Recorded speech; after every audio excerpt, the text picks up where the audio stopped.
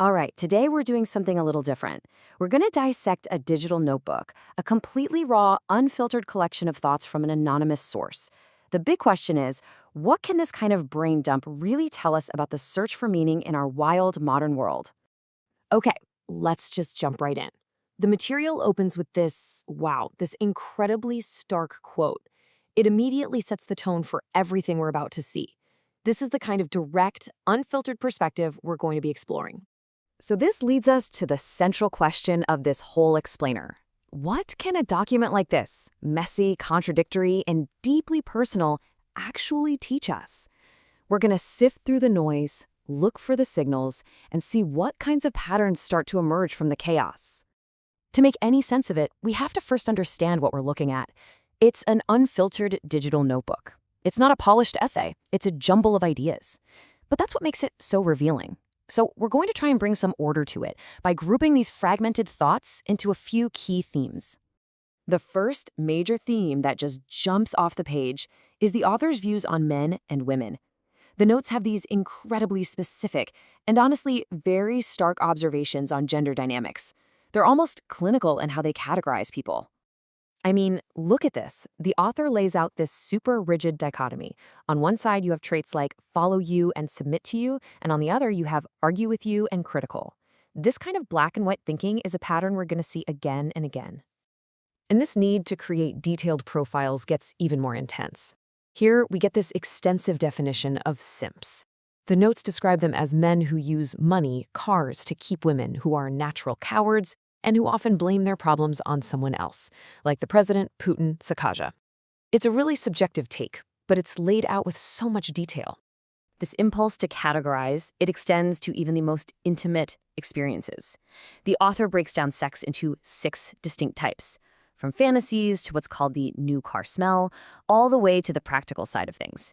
You can see this isn't just random thinking, it's a real attempt to put a logical structure on the very messy business of human connection. All right, let's zoom out a bit. We've seen the personal dynamics, but now let's look through a wider lens. The next big theme is this broad, pointed critique of society as a whole. It touches on race, systemic failures, you name it. And, no surprise, we see that same desire to classify everything. The notes outline 4 types of racists, from the true redneck all the way to what the author calls black racism, defined as being mentally colonized. It's a pretty cynical breakdown of a hugely complex issue, but again, it's very structured. But then, right after those rigid classifications, the text drops this incredibly vulnerable and kind of heartbreaking question. Where can young men go to get assisted? This connects right back to that opening quote about boys born into chaos. The note points out that police are waiting, bars are waiting, rehabs are waiting, prisons are waiting. The contrast between the rigid analysis and this raw question is really powerful. And the author's critique goes global, turning a really sharp eye on modern America. The notes paint this picture of a society that's self-obsessed, riddled with therapy and drug problems, and defined by hypercapitalism. It's a view of a culture that's struggling with its own success. So all of that outward criticism naturally leads us to our next section. After looking at the world with such a critical eye, the notes turn inward.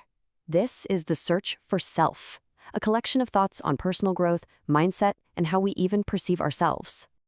And right here, we find what seems to be a core belief, stated like it's a law of physics. People cannot learn or change without a shock to their daily system.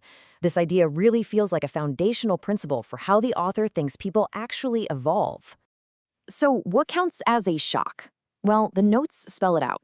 It can be physical stuff, like pain or hunger, but it's also deeply emotional and social, things like social disapproval or losing a job or a partner.